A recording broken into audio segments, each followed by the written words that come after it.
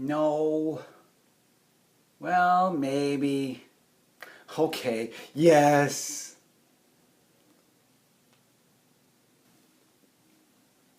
Howdy, y'all. Robert from Texas here. And the book I am with today is, yes, 50 proven ways to be, 50 scientifically proven ways to be persuasive by Robert Cialdini, or Robert B. Cialdini, my apologies, Noah J. Goldstein, and Stephen J. Martin. Robert C. Cialdini getting top billing in this book. And this book really does have 50 chapters in here.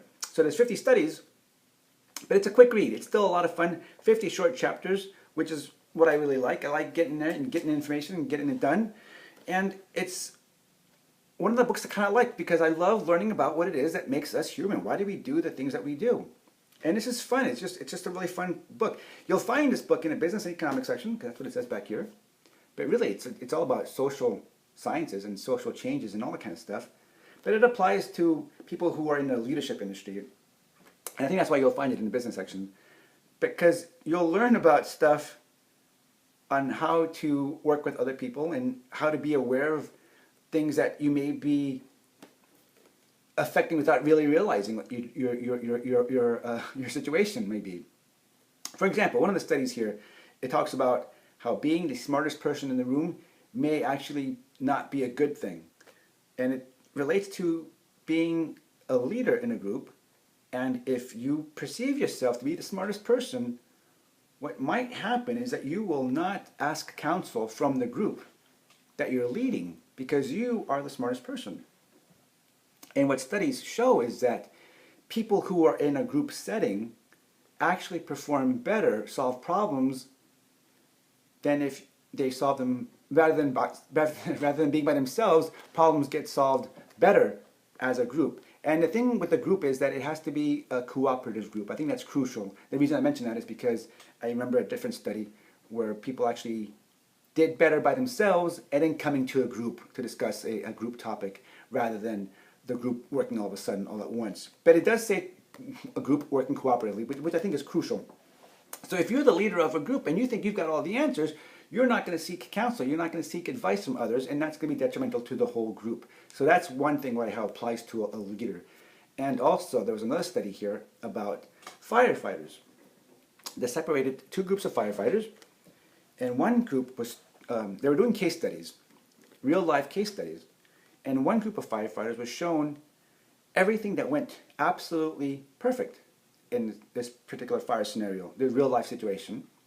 Everything went right, they did all the right steps, and it was a perfect outcome. Everything was smooth. And then another group of firefighters were shown a case study, another real life scenario, where things went wrong. Mistakes happened, mistakes were made, and they talked about the mistakes, and they saw the mistakes. So, at the end of the study, they take the two groups, and they find out that the group that studied the mistakes actually were more adaptive in the real life, and they were also more critical thinking involved because they studied mistakes. They learned how things could go wrong and how to correct them versus firefighters who were studied only the right things to do and have only the right things happen to them. So this was like learning from your mistakes in a sense. If you ask me, that's how I took it, as learning to be open to making mistakes. In a group setting, in a leadership setting, mistakes are going to happen, right? Even personally, things are going to happen. So we learn from our mistakes. And that was just kind of interesting aspect of it too. There was another chapter in here about how conflict resolution can occur as long as you guys find something in common. And it mentions even just by having the same name, conflict resolution can be avoided. And I think about a personal story about, I knew this kid in third grade, and he was a bad kid. Now, I don't know child psychology. I don't want to label kids bad, but man, he did some pretty bad stuff. He got into lots of fights in third grade, and he would tell me stories about things that he stole. Him and his brother, him and his older brother. He had a bad influence. And man, I remember him just being a really bad apple. He was just really kind of scary to be around with. But I never had an issue with him ever. To me, he thought I was his friend. His name was Robert. I didn't like hanging out with that guy. I didn't hang out with him. I was in third grade. I had my own little group of friends, but boy, he was a scary guy. But he took a liking to me because we had the same name. So maybe that applies to what was learned here about having a conflict, resolving a conflict by having the same name. There's another study in here also about how things that rhyme sound more truthful or more accurate. They sound like it's coming from a place of real intellect. And it mentions Johnny Cochran's quote from O.J. Simpson trial. If the glove fits, you must acquit.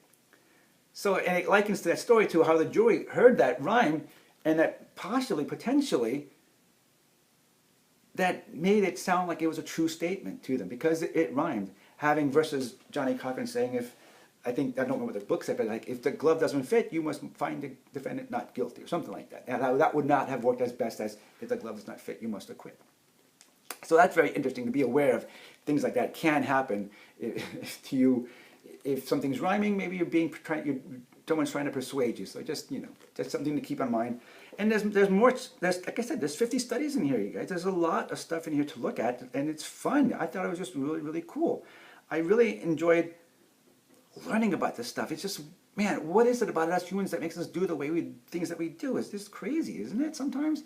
But it is 50 scientifically proven ways to be persuasive, and you can really get into it more because there's a notes section in the back of the book, which is kind of cool. So for each chapter, if you really want to delve into it more, you'll have resources to go look up to learn more about the study and maybe be even more persuasive in whatever it is that you so desire.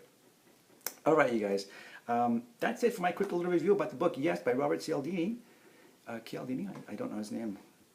My apologies. And I hope you guys are having a good day, and we'll talk later. Bye for now. How do I get people to comment, like, and subscribe?